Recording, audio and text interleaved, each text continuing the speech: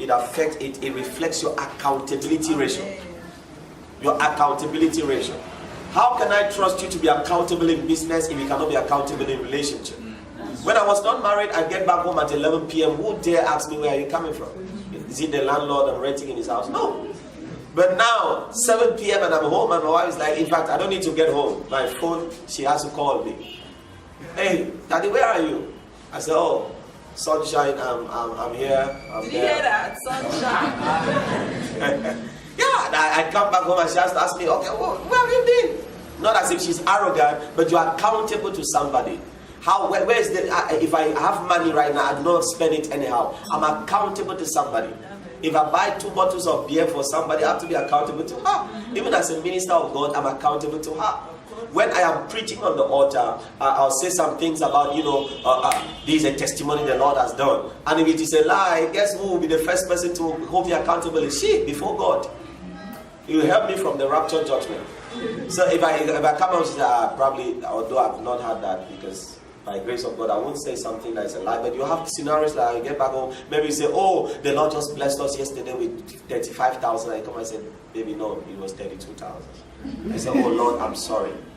And you're accountable for your time, you're accountable for your choices. Her friends are coordinated because she's in relationship with me. If I see her with a new girl, I'm going to ask her, who is that? Is that your friend? Why is she your friend?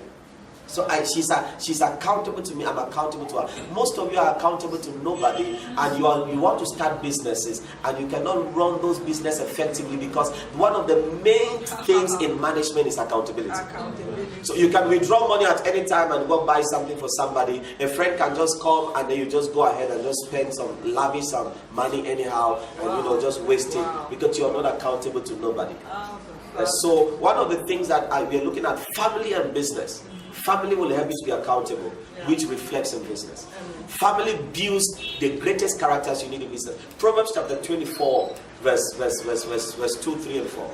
If you read that scripture, I don't know if you can find it. Proverbs chapter 24.